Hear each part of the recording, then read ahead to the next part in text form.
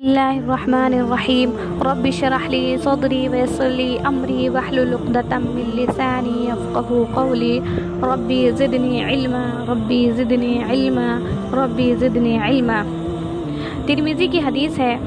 حدیث کے الفاظ یوں ہیں کہ حضرت ابو ہریرہ اور حضرت ابو سعید خدری رضی اللہ عنہ دونوں حضرات اس کی گواہی دیتے ہیں کہ ہم نے حضور صلی اللہ علیہ وسلم سے ارشاد فرماتے ہوئے سنا کہ جو جماعت اللہ کے ذکر میں مشغول ہو، فرشتے اس جماعت کو سب طرف سے گھیر لیتے ہیں اور رحمت ان کو ڈھانپ لیتی ہے اور سکینہ ان پر نازل ہوتی ہے اور اللہ جل شانہ ان کا تذکرہ اپنی مجلس میں تفاخر کے طور پر فرماتے ہیں۔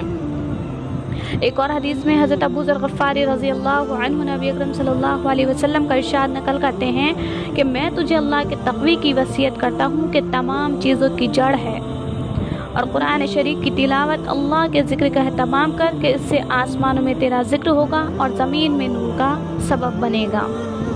اکثر اوقات چپ رہا کر کے بھلائے بغیر کوئی کلام نہ ہو، یہ بات شیطان کو دور کرتی ہے اور دین کے کاموں میں مددگار ہوتی ہے۔ زیادہ ہنسی سے بچتا رہے کہ اس سے دل مر جاتا ہے اور چہرے کا نور جاتا رہتا ہے۔ جہاد کرتے رہنا کہ میرے امت کی فقیری یہی ہے۔ مسکینوں سے محبت رکھنا، ان کے پاس اکثر بیٹھتے رہنا اور اپنے سے کم حیثیت لوگوں پر نگاہ رکھنا اور اپنے سے اونچے لوگوں پر نگاہ نہ کرنا کہ اس سے اللہ کی ان نعمتوں کی ناقدری ہوتی ہے جو اللہ نے تجھے عطا فرمائی ہے۔ قرابت والوں سے تعلقات جوڑنے کی فکر رکھنا، وہ اگر سے تجھ سے تعلقات توڑے۔ حق بات کہنے میں تردد نہ کرنا، وہ کسی کو کڑوی لگے۔ اللہ کے معاملے میں کسی کی ملامت کی پرواہ نہ کرے، تجھے اپنی عیب بینی دوسرے کے عیوب پر نظر نہ کرنے دے، اور جس عیب میں خود مبتلا ہو اس میں دوسروں پر غصہ نہ کرنا۔ اے ابو ذر، حسن تدبیر سے بڑھ کر کوئی عقل مندی نہیں، اور ناجائز امور سے بچنا بہترین پرہیزگاری ہے، اور خوش خلقی کے برابر کوئی شرافت نہیں۔ ایک اور حدیث میں آتا ہے کہ جب حق تعالی شانہ نے جنت کو بنایا تو حضرت جبرائیل علیہ السلام کو ارشاد ہوا کہ اس کو دیکھ کر آؤ۔ انہوں نے عرض کیا، یا اللہ، آپ کی عزت کی قسم، جو بھی اس کی خبر سن لے گا اس میں جائے بغیر نہیں رہے گا۔ یعنی لذتیں، راحتیں، فرحتیں، نعمتیں جس قدر اس میں رکھی گئی ہیں، ان کے سننا اور یقین آ جانے کے بعد کون ہوگا جو اس میں جانے کی انتہائی کوشش نہ کرے گا۔ اس کے بعد حق تعالی شانہ نے اس کو مشقتوں سے ڈھانک دیا۔ نمازیں پڑھنا، روزے رکھنا، جہاد کرنا، حج کرنا وغیرہ وغیرہ اس پر سوار کر دیے گئے کہ ان کو بجا لاؤ تو جنت میں جاؤ۔ اور پھر حضرت جبرائیل علیہ السلام کو ارشاد ہوا کہ اب دیکھو۔ انہوں نے عرض کیا کہ اب تو یا اللہ، مجھے یہ اندیشہ ہے کہ کوئی اس میں جا ہی نہ سکے گا۔ اسی طرح جب جہنم کو بنایا تو حضرت جبرائیل علیہ السلام کو اس کو دیکھنے کا حکم ہوا۔ وہاں کے عذاب، وہاں کے مصائب، گندگیاں، تکلیفیں دیکھ کر انہوں نے عرض کیا کہ یا اللہ، آپ کی عزت کی قسم، جو شخص اس کے حالات سن لے گا کبھی بھی اس کے پاس نہ جائے گا۔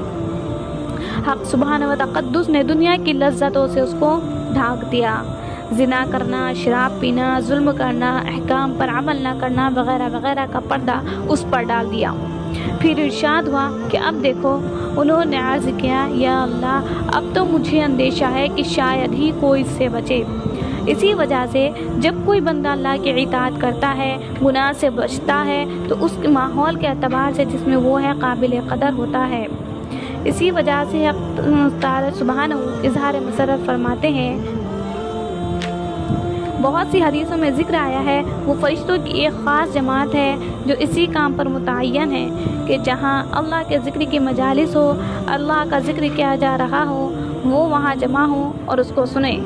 چنانچہ ایک اور حدیث میں ارشاد ہے کہ فرشتوں کی ایک جماعت متفرق طور پر پھرتی رہتی ہے اور جس جگہ اللہ کا ذکر سنتی ہے اپنے ساتھیوں کو آواز دیتی ہے کہ آ جاؤ، اس جگہ تمہارا مقصود اور غرض موجود ہے، اور پھر دوسرے پر جمع ہوتے رہتے ہیں حتیٰ کہ آسمان تک ان کا حلقہ پہنچ جاتا ہے۔ اشرح لی صدری ویسر لی امری واحلل عقدۃ من لسانی یفقہوا قولی ربی زدنی علما ربی زدنی علما ربی زدنی علما۔ ایک حدیث میں ہے کہ حضور صلی اللہ علیہ وسلم کا ارشاد ہے کہ اللہ جل شانہ نے میری امت پر سب چیزوں میں سے پہلے نماز فرض کی، اور قیامت میں سب سے پہلے نماز ہی کا حساب ہوگا۔ نماز کے بارے میں اللہ سے ڈرو، نماز کے بارے میں اللہ سے ڈرو۔ آدمی کے اور شرک کے درمیان نماز ہی حائل ہے۔ اسلام کی علامت نماز ہے۔ جو شخص دل کو فارغ کر کے اور اوقات اور مستحبات کی رعایت رکھتے ہوئے نماز پڑھے وہ مومن ہے۔ حق تعالی شانہ نے کوئی چیز ایمان اور نماز سے افضل فرض نہیں کی۔ اگر اس سے افضل کسی اور چیز کو فرض کرتے تو فرشتوں کو اس کا حکم دیتے۔ فرشتے دن رات کوئی رکوع میں ہیں، کوئی سجدے میں ہیں۔ نماز دین کا ستون ہے۔ نماز شیطان کا منہ کالا کرتی ہے۔ نماز مومن کا نور ہے۔ نماز افضل جہاد ہے۔ جب آدمی نماز میں داخل ہوتا ہے تو حق تعالی شانہ اس کی طرف پوری توجہ فرماتے ہیں، اور جب وہ نماز سے ہٹ جاتا ہے تو وہ بھی توجہ ہٹا لیتے ہیں۔ جب کوئی آفت آسمان سے اترتی ہے تو مسجد کے آباد کرنے والوں سے ہٹ جاتی ہے۔ اگر آدمی کسی وجہ سے جہنم میں جاتا ہے تو اس کی آگ سجدے کی جگہ کو نہیں کھاتی۔ اسی دولت کی وجہ سے حضور صلی اللہ علیہ وسلم نے اپنی آنکھ کی ٹھنڈک اس میں فرمائی ہے۔ اسی لذت کی وجہ سے حضور اکرم صلی اللہ علیہ وسلم رات کا اکثر حصہ نماز ہی میں گزار دیتے تھے۔ یہی وجہ ہے کہ نبی اکرم صلی اللہ علیہ وسلم نے وصال کے وقت خاص طور پر نماز کی وصیت فرمائی اور اس کے اہتمام کی تاکید فرمائی۔ احادیث میں ارشاد نبوی نقل کیا گیا ہے، اتقوا اللہ فی الصلاۃ، نماز کے بارے میں اللہ سے ڈرتے رہو۔ حضرت عبداللہ ابن مسعود رضی اللہ عنہ حضور صلی اللہ علیہ وسلم سے نقل کرتے ہیں کہ تمام اعمال میں مجھے نماز سب سے زیادہ محبوب ہے۔ ایک صحابی کہتے ہیں کہ میں ایک رات مسجد نبوی پر گزرا، حضور صلی اللہ علیہ وسلم نماز پڑھ رہے تھے۔ مجھے بھی شوق ہوا، حضور صلی اللہ علیہ وسلم کے پیچھے نیت باندھ لی۔ حضور صلی اللہ علیہ وسلم سورہ بقرہ پڑھ رہے تھے۔ میں نے خیال کیا کہ 100 آیتوں پر رکوع کر دیں گے، مگر جب وہ گزر گئی اور رکوع نہ کیا تو میں نے سوچا کہ 200 پر رکوع کریں گے، مگر وہاں بھی نہ کیا تو مجھے خیال ہوا کہ سورت کے ختم پر ہی کریں گے۔ جب سورت ختم ہوئی تو حضور صلی اللہ علیہ وسلم نے کئی مرتبہ اللہم لک الحمد اللہم لک الحمد پڑھا اور سورہ آل عمران شروع کر دی۔ میں سوچ میں پڑ گیا۔ آخر میں نے خیال کیا کہ آخر اس کے ختم پر تو رکوع کریں گے ہی۔ حضور صلی اللہ علیہ وسلم نے اس کو ختم فرمایا اور 3 مرتبہ اللہم لک الحمد پڑھا اور سورہ مائدہ شروع کر دی۔ اس کو ختم کر کے رکوع کیا اور رکوع میں سبحان ربی العظیم پڑھتے رہے اور اس کے ساتھ کچھ اور بھی پڑھتے تھے جو سمجھ میں نہ آیا۔ اس کے بعد اسی طرح سجدے میں سبحان ربی الاعلیٰ پڑھتے رہے، اس کے ساتھ بھی کچھ پڑھتے تھے جو سمجھ میں نہیں آیا۔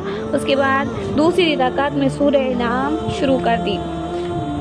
میں حضور صلی اللہ علیہ وسلم کے ساتھ نماز پڑھنے کی ہمت نہ کر سکا اور مجبور ہو کر چلا آیا۔ پہلی رکعت میں تقریباً 5 پارے ہوئے اور پھر حضور اکرم صلی اللہ علیہ وسلم کا پڑھنا جو نہایت اطمینان سے تجویز اور ترتیل کے ساتھ ایک ایک آیت جدا جدا کر کے پڑھتے تھے، اسی صورت میں کتنی لمبی نماز ہوئی ہوگی۔ انہی وجوہ سے آپ کے پاؤں پر نماز پڑھتے پڑھتے ورم آ جاتا تھا، مگر جس چیز کی لذت دل میں اتر جاتی ہے اس میں مشقت اور تکلیف دشوار نہیں رہتی۔ حضور صلی اللہ علیہ وسلم نے نجد کی طرف ایک مرتبہ جہاد کے لیے لشکر بھیجا جو بہت ہی جلد واپس لوٹ آیا اور ساتھ ہی بہت سارا مال غنیمت لے کر آیا۔ لوگوں کو بڑا تعجب ہوا کہ اتنی ذرا سی مدت میں ایسی بڑی کامیابی اور مال و دولت کے ساتھ واپس آیا۔ حضور صلی اللہ علیہ وسلم نے ارشاد فرمایا، میں تمہیں اس سے بھی کم وقت میں اس مال سے بہت زیادہ غنیمت اور دولت کمانے والی جماعت بتاؤں؟ یہ وہ لوگ ہیں جو صبح کی نماز میں جماعت میں شریک ہوں اور آفتاب نکلنے تک اسی جگہ بیٹھے رہیں۔ آفتاب نکلنے کے بعد جب مغرب وقت جو تقریباً 20 منٹ رہتا ہے نکل جائے، 2 رکعت اشراق کی نماز پڑھے۔ یہ لوگ بہت تھوڑے سے وقت میں بہت زیادہ دولت کمانے والے ہیں۔ حضرت شقیق بلخی رحمۃ اللہ علیہ مشہور صوفی اور بزرگ ہیں، وہ فرماتے ہیں کہ ہم نے 5 چیزیں تلاش کی، ان کو 5 جگہ پایا۔ روزے کی برکت چاشت کی نماز میں ملی اور قبر کی روشنی تہجد کی نماز میں ملی۔ منکر نکیر کے سوال کا جواب طلب کیا۔ وسلم نے ایک مرتبہ ارشاد فرمایا، کیا تم میں سے کوئی ایسا نہیں ہے کہ روزانہ احد جو مدینہ منورہ کے ایک پہاڑ کا نام ہے اس کے برابر عمل کر لیا کرے؟ صحابہ نے عرض کیا، یا رسول اللہ صلی اللہ علیہ وسلم، اس کی کون طاقت رکھتا ہے؟ کہ اتنے بڑے پہاڑ کی برابر عمل کریں۔ حضور صلی اللہ علیہ وسلم نے ارشاد فرمایا، ہر شخص طاقت رکھتا ہے۔ صحابہ نے عرض کیا، اس کی کیا صورت ہے؟ ارشاد فرمایا، سبحان اللہ کا ثواب احد سے زیادہ ہے، لا الہ الا اللہ کا احد سے زیادہ ہے، الحمدللہ کا احد سے زیادہ ہے، اللہ اکبر کا احد سے زیادہ ہے۔ یعنی ان کلموں میں سے ہر کلمہ ایسا ہے جس کا ثواب احد پہاڑ سے زیادہ ہے، اور ایک پہاڑ کیا نامعلوم کتنے ایسے پہاڑوں سے زیادہ ہے۔ حدیث میں آیا ہے کہ سبحان اللہ الحمدللہ سارے آسمانوں اور زمینوں کو ثواب سے بھر دیتے ہیں۔ ایک حدیث میں آیا ہے کہ سبحان اللہ کا ثواب آدھی ترازو ہے، اور الحمدللہ اس کو پر کر دیتی ہے، اور اللہ اکبر آسمان و زمین کے درمیان کو پر کر دیتی ہے۔ ایک حدیث میں حضور اقدس صلی اللہ علیہ وسلم کا ارشاد نقل کیا گیا ہے کہ سبحان اللہ الحمدللہ لا الہ الا اللہ اللہ اکبر مجھے ہر اس چیز سے زیادہ محبوب ہے جس پر آفتاب نکلے۔ ملا علی قاری رحمۃ اللہ علیہ فرماتے ہیں، مراد یہ ہے کہ ساری ہی دنیا اللہ کے واسطے خرچ کر دوں تو اس سے بھی زیادہ محبوب ہیں۔ کہتے ہیں کہ حضرت سلیمان علیہ السلام ہوائی تخت پر تشریف لے جا رہے تھے، پرندے آپ پر سایہ کیے ہوئے تھے، اور جن و انس وغیرہ لشکر و قطار ایک عابد پر گزر ہوا جس نے حضرت سلیمان علیہ السلام کے اس وسعت ملکی اور عموم سلطنت کی تعریف کی۔ آپ صلی اللہ علیہ وسلم نے ارشاد فرمایا کہ مومن کے اعمال نامے میں ایک تسبیح سلیمان بن داؤد کے سارے ملک سے اچھی ہے۔ یہ ملک فنا ہو جائے گا اور تسبیح باقی رہنے والی چیز ہے۔ الرحمن الرحیم۔ حضرت خنسا رضی اللہ عنہ ایک مشہور شاعرہ ہیں، اپنی قوم کے چند آدمیوں کے ساتھ مدینہ آ کر مسلمان ہوئی۔ ابن اسیر رحمۃ اللہ علیہ کہتے ہیں کہ اہل علم کا اس پر اتفاق ہے، کسی عورت نے ان سے بہتر شعر نہیں کہا، نہ ان سے پہلے نہ ان کے بعد۔ حضرت عمر رضی اللہ عنہ کے زمانہ خلافت میں سن 16 ہجری میں قادسیہ کی لڑائی ہوئی، جس میں حضرت خنسا رضی اللہ عنہ اپنے چاروں بیٹوں سمیت شریک ہوئیں۔ لڑکوں کو ایک دن پہلے بہت نصیحت کی اور لڑائی کی شرکت پر بہت ابھارا۔ کہنے لگی، میرے بیٹوں، تم اپنی خوشی سے مسلمان ہوئے ہو اور اپنی ہی خوشی سے تم نے ہجرت کی۔ اس ذات کی قسم جس کے سوا کوئی معبود نہیں کہ جس طرح تم ایک ماں کے پیٹ سے پیدا ہوئے ہو، اسی طرح ایک باپ کی اولاد ہو۔ میں نے نہ تمہارے باپ سے خیانت کی، نہ تمہارے ماموں کو رسوا کیا، نہ میں نے تمہاری شرافت میں کوئی دھبا لگایا، نہ تمہارے نسب کو میں نے خراب کیا۔ تمہیں معلوم ہے کہ اللہ جل شانہ نے مسلمانوں کے لیے کافروں سے لڑائی میں کیا کیا ثواب رکھا ہے۔ تمہیں یہ بات بھی یاد رکھنا چاہیے کہ آخرت کی باقی رہنے والی زندگی دنیا کی فنا ہو جانے والی زندگی سے کہیں بہتر ہے۔ اللہ جل شانہ کا پاک ارشاد ہے، یا ایھا الذین آمنوا اصبروا وصابروا ورابطوا واتقوا اللہ لعلکم تفلحون۔ اے ایمان والو، تکالیف پر صبر کرو اور کفار کے مقابلے میں صبر کرو اور مقابلے کے لیے تیار رہو تاکہ تم پورے کامیاب ہو۔ لہٰذا کل صبح کو جب تم صحیح سالم اٹھو تو بہت ہوشیاری سے لڑائی میں شریک ہو اور اللہ تعالیٰ سے دشمنوں کے مقابلے میں مدد مانگتے ہوئے آگے بڑھو، اور جب تم دیکھو کہ لڑائی زور پر آ گئی اور اس کے شعلے بھڑکنے لگے تو اس کی گرم آگ میں گھس جانا اور کافروں کے سردار کا مقابلہ کرنا، انشاءاللہ جنت میں اکرام کے ساتھ کامیاب ہو کر رہو گے۔ چنانچہ جب صبح کو لڑائی زوروں پر ہوئی تو چاروں لڑکوں میں سے ایک ایک نمبر وار آگے بڑھتا اور اپنی ماں کی نصیحت کو اشعار میں پڑھ کر امنگ پیدا کرتا، اور جب شہید ہو جاتا تو اسی طرح دوسرا بڑھتا اور شہید ہونے تک لڑتا رہتا۔ بالآخر چاروں شہید ہوئے، اور جب ماں کو چاروں کے مرنے کی خبر ہوئی تو انہوں نے کہا، اللہ کا شکر ہے کہ جس نے ان کی شہادت سے مجھے شرف بخشا۔ مجھے اللہ کی ذات سے امید ہے کہ اس کی رحمت کے سائے میں ان چاروں کے ساتھ میں بھی رہوں گی۔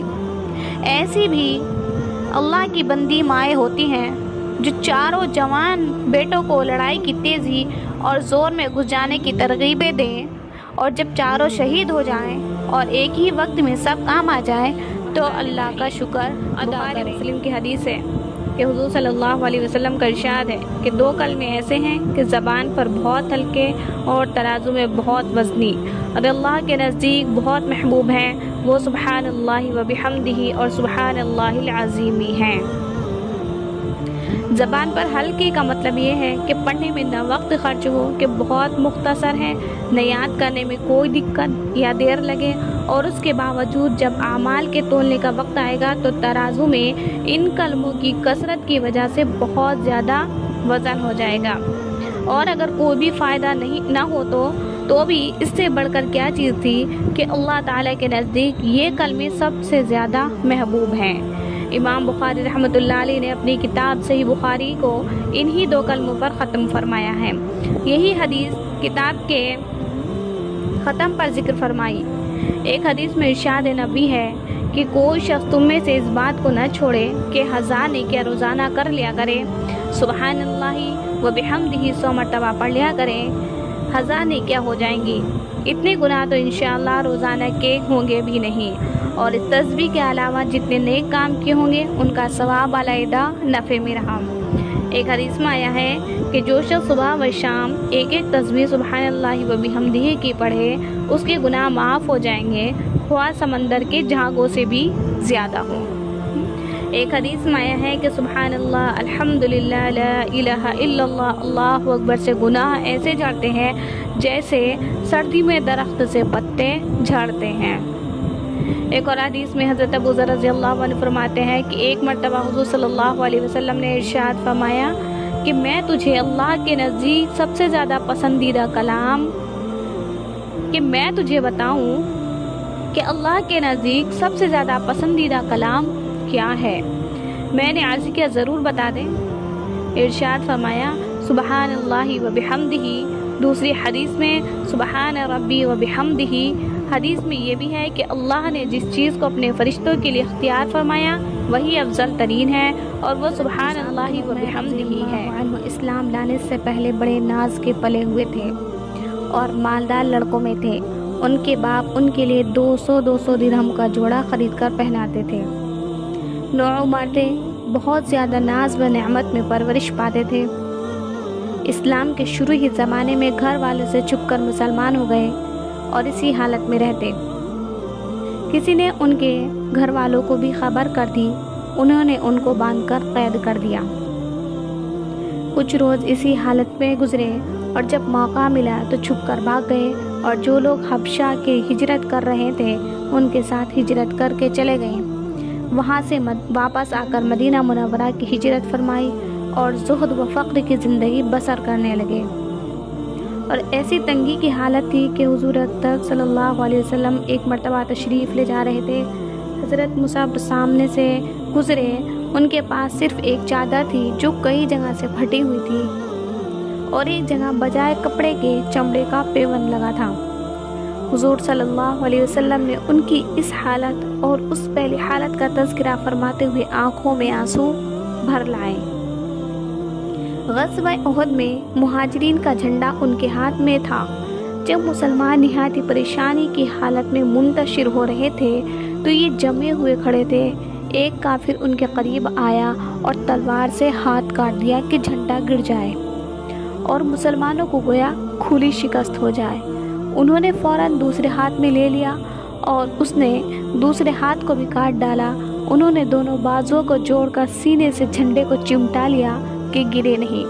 اس نے ان کے تیر مارا جس سے شہید ہو گئے، مگر انہوں نے جھنڈے کو نہ گرنے دیا، مگر انہوں نے زندگی میں جھنڈے کو گرنے نہ دیا۔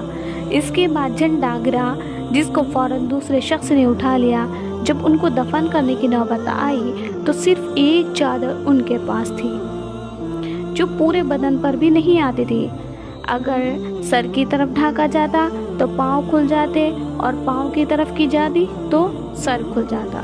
حضور صلی اللہ علیہ وسلم نے ارشاد فرمایا چادر کو سر کی جانب کر دیا جائے اور پاؤں پر اسخیر کے پتے ڈال دیے جائیں۔ یہ آخری زندگی ہے اس نازک اور نازوں میں پلے ہوئے کی جو 200 درہم کا جوڑا پہنتا تھا کہ آج اس کو کفن کی ایک چادر بھی پوری نہیں ملتی، اور اس پر ہمت یہ کہ زندگی میں جھنڈا نہ گرنے دیا۔ دونوں ہاتھ کٹ گئے مگر پھر بھی اس کو نہ چھوڑا۔ بڑے نازوں کے پلے ہوئے تھے مگر ایمان ان لوگوں کے دلوں میں کچھ ایسی طرح سے چمتا تھا کہ پھر وہ اپنے ماں سوا کسی چیز کو بھی نہیں چھوڑتے تھے۔ روپیہ، پیسہ، راحت، آرام، ہر قسم کی چیز سے ہٹا کر اپنے میں لگا لیتا تھا۔ ابو داؤد کی حدیث ہے کہ معاذ جہنی رضی اللہ عنہ نے حضور اکرم صلی اللہ علیہ وسلم کا یہ ارشاد نقل کیا ہے کہ جو شخص قرآن پڑھے اور اس پر عمل کرے اس کے والدین کو قیامت کے دن ایک تاج پہنایا جائے گا جس کی روشنی آفتاب کی روشنی سے بھی زیادہ ہوگی۔ اگر وہ آفتاب تمہارے گھروں میں ہوں پس کیا گمان ہے تمہارا اس شخص کے متعلق جو خود عامل ہے۔ یعنی قرآن پاک کے پڑھنے اور اس پر عمل کرنے کی برکت یہ ہے کہ اس پڑھنے والے کے والدین کو ایسا تاج پہنایا جائے گا جس کی روشنی آفتاب کی روشنی سے بہت زیادہ ہو۔ اگر وہ آفتاب تمہارے گھروں میں ہو یعنی آفتاب اتنی دور سے اس قدر روشنی پھیلاتا ہے، اگر وہ گھر کے اندر آ جائے تو یقیناً بہت زیادہ روشنی اور چمک کا سبب ہوگا۔ تو پڑھنے والے کے والدین کو جو تاج پہنایا جائے گا اس کی روشنی اس روشنی سے بھی زیادہ ہوگی جس کو گھر میں طلوع ہونے والا آفتاب پھیلا رہا ہے۔ اور جبکہ والدین کے لیے یہ ذخیرہ ہے تو خود پڑھنے والے کے اجر کا خود اندازہ کر لیجئے کہ کس قدر ہوگا، کہ جب اس کے طفیلوں کا یہ حال ہے تو خود اصل کا کیا حال ہوگا، کہ والدین کو یہ اجر صرف اس وجہ سے کہ وہ اس کے وجود یا تعلیم کا سبب ہوئے۔ آفتاب کے گھر میں ہونے سے جو تشبیہ دی گئی ہے اس میں علاوہ ازیں کہ قرب میں روشنی زیادہ محسوس ہوتی ہے، ایک اور لطیف امر کی طرف بھی اشارہ ہے، وہ یہ کہ جو چیز ہر وقت پاس رہتی ہے اس سے انس و الفت زیادہ ہوتی ہے، اس لیے آفتاب کی دوری کی وجہ سے جو اس سے بیگانگی ہے وہ ہر وقت کے قرب کی وجہ سے مبدل بانس ہو جائے گی۔ تو اس صورت میں روشنی کے علاوہ اس کے ساتھ موانست کی طرف بھی اشارہ ہے، اور اس طرف بھی کہ وہ اپنی ہوگی، کہ آفتاب سے اگرچہ ہر شخص نفع اٹھاتا ہے لیکن اگر وہ کسی کو ہبا کر دیا جائے تو اس کے لیے کس قدر افتخار کی چیز ہوگی۔ حاکم نے بریدہ رضی اللہ عنہ سے حضور اکرم صلی اللہ علیہ وسلم کا یہ ارشاد نقل کیا ہے کہ جو شخص قرآن شریف پڑھے اور اس پر عمل کرے اس کو ایک تاج پہنایا جائے گا جو نور سے بنا ہوا ہوگا، اور اس کے والدین کو ایسے 2 جوڑے پہنائے جائیں گے کہ تمام دنیا ان کا مقابلہ نہیں کر سکتی۔ وہ عرض کریں گے یا اللہ یہ جوڑے کس صلے میں ہیں؟ تو ارشاد ہوگا تمہارے بچے کے قرآن شریف پڑھنے کے عوض میں۔ ایک اور حدیث میں حضرت انس رضی اللہ عنہ نے حضور صلی اللہ علیہ وسلم کا ارشاد نقل کیا ہے کہ جو شخص اپنے بیٹے کو ناظرہ قرآن شریف سکھلائے اس کے سب اگلے اور پچھلے گناہ معاف ہو جاتے ہیں، اور جو شخص حفظ کرائے اس کو قیامت میں 14ویں رات کے چاند کے مشابہ اٹھایا جائے گا، اور اس کے بیٹے سے کہا جائے گا کہ قرآن پڑھنا شروع کر۔ جب بیٹا ایک آیت پڑھے گا تو باپ کا ایک درجہ بلند کر دیا جائے گا، حتیٰ کہ اسی طرح تمام قرآن شریف پورا رضی اللہ عنہ حضور اکرم صلی اللہ علیہ وسلم سے نقل کرتے ہیں کہ 3 چیزیں قیامت کے دن عرش کے نیچے ہوں گی۔ ایک کلام پاک کے جھگڑے گا بندوں سے قرآن پاک کے لیے ظاہر ہے اور باطن، دوسری چیز امانت ہے، اور تیسری رشتہ داری جو پکارے گی کہ جس شخص نے مجھ کو جوڑا اللہ اس کو اپنی رحمت سے ملا دے، اور جس نے مجھ کو توڑا اللہ اپنی رحمت سے اس کو جدا کر دے۔ ان چیزوں کے عرش کے نیچے ہونے سے مقصود ان کا کمال قرب ہے، یعنی حق سبحانہ و تقدس کے عالی دربار میں بہت ہی قریب ہوں گی۔ کلام اللہ شریف کے جھگڑنے کا مطلب یہ ہے کہ کہ جن لوگوں نے اس کی رعایت کی، اس کا حق ادا کیا، اس پر عمل کیا اور ان کی طرف سے دربار حق سبحانہ میں جھگڑے گا اور شفاعت کرے گا، ان کے درجے بلند کرائے گا۔ ملا علی قاری رحمۃ اللہ علیہ نے بروایت ترمذی نقل کیا ہے کہ قرآن شریف بارگاہ الہی میں عرض کرے گا کہ اس کو جوڑا مرحمت فرمائے، تو حق تعالی شانہ کرامت کا تاج مرحمت فرما دیں گے۔ پھر وہ زیادتی کی درخواست کرے گا تو حق تعالی شانہ اکرام کا جوڑا مرحمت فرما دیں گے۔ پھر وہ درخواست کرے گا یا اللہ آپ اس شخص سے راضی ہو جائیے، تو حق سبحانہ و تقدس اس سے رضا کا اظہار فرما دیں گے۔ اور جب کہ دنیا میں محبوب کی رضا سے بڑھ کر کوئی بھی بڑی سے بڑی نعمت نہیں ہوتی، تو آخرت میں محبوب کی رضا کا مقابلہ کون سی نعمت کر سکتی ہے؟ اور جن لوگوں نے اس کی حق تلفی کی، ان سے ان کے بارے میں مطالبہ کرے گا کہ میری کیا رعایت کی، میرا کیا حق ادا کیا۔ شرح احیاء میں امام صاحب سے نقل کیا ہے کہ سال میں 2 مرتبہ ختم کرنا قرآن شریف کا حق ہے۔ اب وہ حضرات جو کبھی کبھی بھول کر بھی تلاوت نہیں کرتے، ذرا غور فرما لے کہ اس کبھی مقابل کے سامنے کیا جواب دہی کریں گے۔ موت بہرحال آنے والی چیز ہے، اس سے کسی طرح مضر نہیں، کوئی بھاگ نہیں سکتا۔ قرآن شریف کے ظاہر اور باطن ہونے کا مطلب ظاہر یہ ہے، ایک یہ کہ ظاہری معنی ہے جن کو ہر شخص سمجھتا ہے، اور ایک باطنی معنی ہے جن کو ہر شخص نہیں سمجھتا، جس کی طرف حضور اقدس صلی اللہ علیہ وسلم کے اس ارشاد نے اشارہ کیا ہے کہ جو شخص قرآن پاک میں اپنی رائے سے کچھ کہے، اگر وہ صحیح بھی ہو تب بھی اس نے خطا کی ہے۔ قطب الدین بختیار کاکی رحمۃ اللہ علیہ ایک بزرگ گزرے ہیں جو مغل بادشاہوں کے پیر کہلاتے ہیں۔ خواجہ قطب الدین بختیار کاکی رحمۃ اللہ علیہ قطب مینار کے پاس ہی ان کی قبر ہے، جہاں یہ لیٹے ہوئے ہیں، آرام فرما رہے ہیں۔ ان کے بارے میں آتا ہے ان کا نام تو قطب الدین تھا، لیکن ان کے ساتھ کاکی کا لفظ استعمال کرتے ہیں۔ کاکی ہندی کا لفظ ہے، کاکی ہندی میں روٹی کو کہتے ہیں، تو یہ لفظ ان کے نام کے ساتھ کیسے لگا، یہ بھی دلچسپ واقعہ ہے۔ آئیے سنتے ہیں کہ جب ان کی پیدائش ہوئی، ذرا سمجھ بوجھ والے ہو گئے، ماں باپ بیٹھ کر سوچنے لگے کہ ہم بچے کی کس طرح اچھی تربیت کریں تاکہ ہمارا بچہ اللہ رب العزت سے محبت کرنے والا بن جائے۔ دونوں آپس میں ڈسکس کرتے رہے، لیکن وہ جو بات ڈسکس کرتے تھے اسے اسی وقت عمل میں لے آیا کرتے تھے۔ آج کی عورتوں کا یہ حال ہے کہ جب ان کی شادی نہیں ہوتی تو بچوں کی تربیت کے بارے میں ان کے پلان ہوا کرتے ہیں، اور جب ان کی شادی ہوتی ہے اور ان کے بچے ہو جاتے ہیں، اور ایک پلان بھی بچوں کی تربیت کا ان کے پاس نہیں ہوتا۔ ان کا دماغ ایسا معاف ہو چکا ہوتا ہے، تو وہ ایسے نہیں تھی، وہ تو بچے کی اچھی تربیت کرنے والی تھی۔ لہٰذا ماں باپ بیٹھے ڈسکس کر رہے تھے۔ بیوی کہنے لگی کہ میرے ذہن میں ایک بات ہے، میں کل سے اس پر عمل کروں گی، جس کی وجہ سے میرا بیٹا اللہ سے محبت کرنے والا بن جائے گا۔ خامد نے کہا بہت اچھا۔ چنانچہ اگلے دن جب بیٹا مدرسے میں گیا تو پیچھے ماں نے اس کی روٹی بنا دی اور کلاسٹ کے اندر کہیں چھپا دی۔ جب بچہ آیا کہنے لگا امی مجھے بھوک لگی ہے، مجھے روٹی دیں، تو ماں نے کہا بیٹا روٹی ہمیں بھی اللہ تعالیٰ دیتے ہیں اور تمہیں بھی اللہ تعالیٰ دیتے ہیں، آپ اللہ تعالیٰ سے مانگ لیجئے۔ بیٹے نے پوچھا امی میں کیسے مانگوں؟ فرمایا کہ بیٹے مصلی بچھا دو اور اس پر بیٹھ کر اپنے دونوں ہاتھ اٹھاؤ اور اپنے اللہ تعالیٰ سے مانگو۔ چنانچہ بچے نے مصلی بچھایا، دونوں ہاتھ اٹھا لیے اور دعا مانگنے لگا، اے اللہ میں ابھی مدرسے سے آیا ہوں، تھکا ہوا ہوں، مجھے بھوک بھی لگی ہے، مجھے پیاس بھی لگی ہوئی ہے، اے اللہ مجھے روٹی بھی دے دیجیے، اے اللہ مجھے جلدی سے دے دیجیے۔ یہ دعا مانگنے کے بعد بیٹے نے پوچھا کہ امی اب میں کیا کروں؟ تو ماں نے کہا بیٹے اللہ نے تیرا رزق بھیج دیا ہوگا، تم کمرے کے اندر تلاش کرو، تمہیں مل جائے گا۔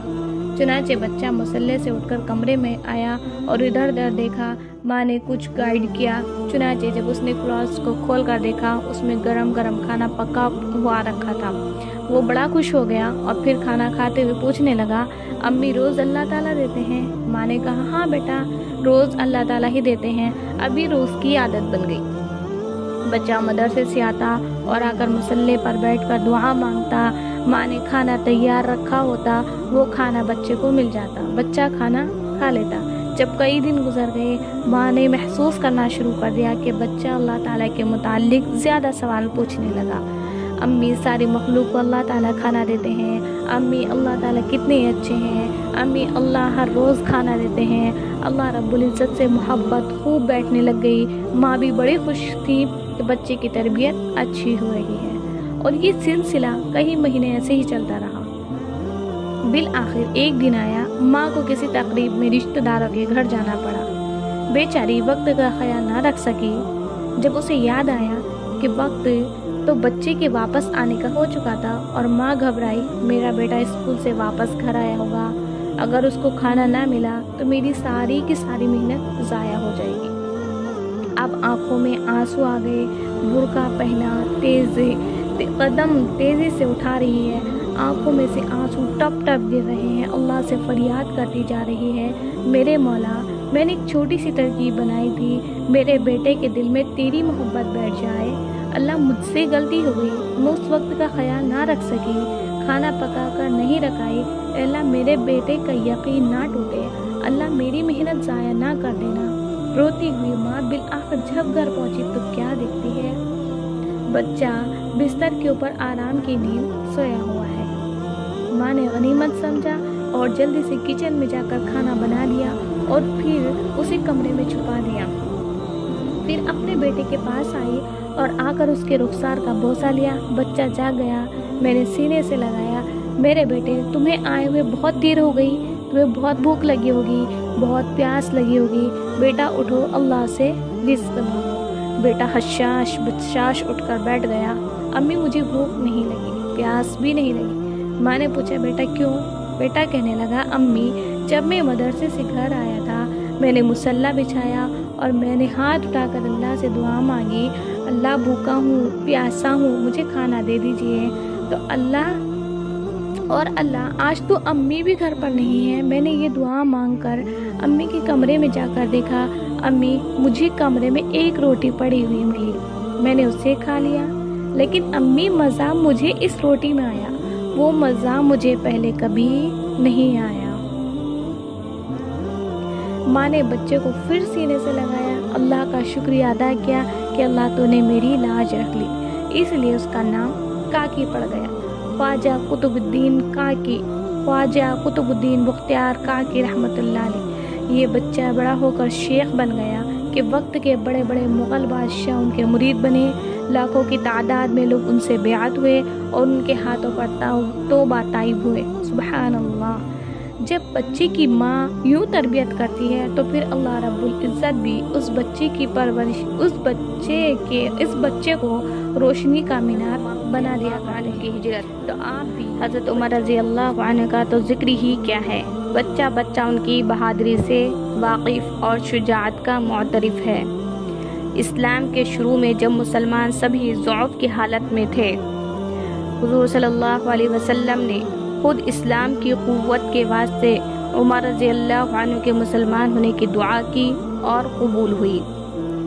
حضرت عبداللہ بن مسعود رضی اللہ عنہ فرماتے ہیں کہ ہم لوگ کعبے کے قریب اس وقت تک نماز نہیں پڑھ سکتے تھے جب تک کہ عمر مسلمان نہیں ہوئے، اور حضرت علی رضی اللہ عنہ فرماتے ہیں کہ اول ہر شخص نے ہجرت چھپ کر کی، مگر جب عمر رضی اللہ عنہ نے ہجرت کا ارادہ کیا تو تلوار گلے میں ڈالی، کمان ہاتھ میں لی اور بہت سے تیر ساتھ لیے، اول مسجد میں گئے، طواف اطمینان سے کیا، پھر نہایت اطمینان سے نماز پڑھی۔ اس کے بعد کفار کے مجمع میں گئے اور فرمایا کہ جس کا دل یہ چاہے کہ اس کی ماں اس کو روئے یا اس کی بیوی ڈانڈ ہو یا اس کے بچے یتیم ہو، وہ مکہ سے باہر آ کر میرا مقابلہ کرے۔ یہ الگ الگ جماعتوں کو سنا کر تشریف لے گئے۔ کسی ایک کی بھی ہمت نہ ہوئی کہ وہ حضرت عمر رضی اللہ عنہ کا پیچھا کرتا۔ کہانی فرماتی ہے کہ ایک مرتبہ حضور صلی اللہ علیہ وسلم تشریف لائے۔ میں نے عرض کیا، یا رسول اللہ، میں بوڑھی ہو گئی ہوں اور ضعیف ہوں، کوئی عمل ایسا بتا دیجئے کہ بیٹھے بیٹھے کرتی رہا کروں۔ حضور صلی اللہ علیہ وسلم نے فرمایا، سبحان اللہ 100 مرتبہ پڑھا کرو، اس کا ثواب ایسا ہے گویا تم نے 100 غلام عرب آزاد کیے، اور الحمدللہ 100 مرتبہ پڑھا کرو، اس کا ثواب ایسا ہے گویا تم نے 100 گھوڑے ماز سامان لگام وغیرہ جہاد میں سواری کے لیے دے دیے ہوں، اور اللہ اکبر 100 مرتبہ پڑھا کرو، یہ ایسا ہے گویا تم نے 100 اونٹ قربانی میں ذبح کیے اور وہ قبول ہو گئے، اور لا الہ الا اللہ 100 مرتبہ پڑھا کرو، اس کا ثواب تو آسمان و زمین کے درمیان کو بھر دیتا ہے۔ اس سے بڑھ کر کسی کا کوئی عمل نہیں جو مقبول ہو۔ حضرت ابو رافع رضی اللہ عنہ کی بیوی حضرت سلمہ رضی اللہ عنہ نے بھی حضور اکرم صلی اللہ علیہ وسلم سے عرض کیا کہ مجھے کوئی وظیفہ مختصر سا بتا دیجئے، زیادہ لمبا نہ ہو۔ حضور صلی اللہ علیہ وسلم نے ارشاد فرمایا کہ اللہ اکبر 10 مرتبہ پڑھا کرو، اور اللہ جل شانہ اس کے جواب میں فرماتے ہیں کہ یہ میرے لیے ہے۔ پھر سبحان اللہ 10 مرتبہ کہا کرو، اللہ تعالیٰ پھر یہی فرماتے ہیں کہ یہ میرے لیے ہے۔ پھر اللہم اغفر لی 10 مرتبہ پڑھا کرو، حق تعالی شانہ فرماتے ہیں ہاں میں نے مغفرت کر دی۔ 10 مرتبہ تم اللہم اغفر لی کہو، 10 مرتبہ اللہ جل شانہ فرماتے ہیں کہ میں نے مغفرت کر دی۔ ضعفاء اور بوڑھوں کے لیے، بالخصوص عورتوں کے لیے کس قدر سہل اور مختصر چیز حضور صلی اللہ علیہ وسلم نے ہمیں بتلائی ہے۔ دیکھیے ایسی مختصر چیزوں پر جن میں نہ زیادہ مشقت ہے، نہ چلنا پھرنا پڑتا ہے، کتنے بڑے ثوابوں کا وعدہ ہے، کتنی کم نصیبی ہوگی اگر ان کو وصول نہ کیا جائے۔ حضرت ام سلیم رضی اللہ عنہ کہتی ہیں کہ میں نے حضور صلی اللہ علیہ وسلم سے عرض کیا، کوئی چیز مجھے تعلیم فرما دیجئے جس کے ذریعے سے نماز میں دعا کیا کروں۔ حضور صلی اللہ علیہ وسلم نے ارشاد فرمایا کہ سبحان اللہ، الحمدللہ، اللہ اکبر 10 مرتبہ پڑھ لیا کرو، اور جو چاہے اس کے بعد دعا کیا کرو۔ دوسری حدیث میں اس کے بعد یہ ارشاد ہے کہ جو چاہے دعا کیا کرو، حق تعالی شانہ فرماتے ہیں ہاں میں نے قبول کیے۔ کتنے سہل اور معمولی الفاظ ہیں جن کو نہ یاد کرنا پڑتا ہے، نہ ان میں کوئی محنت اٹھانی پڑتی ہے۔ دن بھر ہم لوگ بکواس میں گزار دیتے ہیں، اگر زبان سے ان تصویروں جو مسجد نبوی کے ہمیشہ مؤذن رہے۔ شروع میں ایک کافر کے غلام تھے، اسلام لے آئے، جس کی وجہ سے طرح طرح کی تکلیفیں ان کو دی جاتی تھی۔ امیہ بن خلف جو مسلمانوں کا سخت دشمن تھا، ان کو سخت گرمی میں دوپہر کے وقت تپتی ہوئی ریت پر سیدھا لٹا کر ان کے سینے پر پتھر کی بڑی چٹان رکھ دیتا تھا تاکہ وہ حرکت نہ کر سکے، اور کہتا تھا یا اس حال میں مر جائے اور زندگی چاہے تو اسلام سے ہٹ جائے، مگر وہ اس حالت میں بھی احد احد کہتے تھے، یعنی معبود ایک ہی ہے۔ رات کو زنجیروں میں باندھ کر کوڑے لگائے جاتے، اور اگلے دن ان زخموں کو گرم زمین پر ڈال کر اور زیادہ زخمی کیا جاتا تھا تاکہ بے قرار ہو کر اسلام سے پھر جائیں یا تڑپ تڑپ کر مر جائے۔ عذاب دینے والے اکتا جاتے، کبھی ابو جہل کا نمبر آتا، کبھی امیہ بن خلف کا، کبھی اوروں کا، اور ہر شخص اس کی کوشش کرتا کہ تکلیف دینے میں زور ختم کر دے۔ حضرت ابو بکر رضی اللہ عنہ نے اس حالت میں دیکھا تو ان کو خرید کر آزاد کر دیا۔ چونکہ عرب کے بت پرست اپنے بتوں کو بھی معبود کہتے تھے، اس لیے ان کے مقابلے میں اسلام کی تعلیم توحید کی تھی، جس کی وجہ سے حضرت بلال رضی اللہ عنہ کی زبان پر ایک ہی ورد تھا، اور یہ تعلق اور عشق کی بات ہے۔ ہم جھوٹی محبتوں میں دیکھتے ہیں کہ جس سے محبت ہو جاتی ہے اس کا نام لینے میں لطف آتا ہے، بے فائدہ اس کو رٹا جاتا ہے۔ تو اللہ کی محبت کا کیا کہنا، جو دین اور دنیا میں دونوں جگہ میں کام آنے والی ہے۔ یہی وجہ ہے کہ حضرت بلال رضی اللہ عنہ کو ہر طرح سے ستایا جاتا تھا، سخت سے سخت تکلیفیں پہنچائی جاتی تھی، مکہ کے لڑکوں کے حوالے کر دیا جاتا تھا کہ ان کو گلی کوچوں میں چکر دیتے پھرے، اور یہ تھے کہ ایک ہے کہ اللہ ایک ہے، اللہ ایک ہی کی رٹ لگاتے تھے۔ اس کا یہ صلہ ملا کہ پھر حضور صلی اللہ علیہ وسلم کے دربار میں مؤذن بنے، اور سفر حضر میں ہمیشہ اذان کی خدمت ان کے سپرد ہوئی۔ حضور صلی اللہ علیہ وسلم کے وصال کے بعد مدینہ طیبہ میں رہنا اور حضور کی جگہ کو خالی دیکھنا مشکل ہو گیا، اس لیے ارادہ کیا کہ اپنی زندگی کے جتنے دن باقی ہیں جہاد میں گزار دوں، اس لیے جہاد میں شرکت کی نیت سے چل دیے۔ ایک عرصے تک مدینہ منورہ لوٹ کر نہیں آئے۔ ایک مرتبہ حضور صلی اللہ علیہ وسلم کے خواب میں زیارت ہوئی۔ حضور صلی اللہ علیہ وسلم نے فرمایا، بلال یہ کیا ظلم ہے، ہمارے پاس کبھی نہیں آتے؟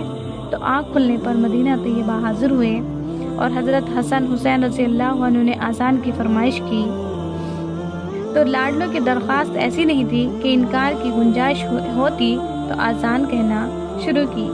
پھر مدینے میں چند روز قیام کے بعد واپس ہوئے اور سن 20 ہجری کے قریب دمشق میں ان کا وصال ہوا۔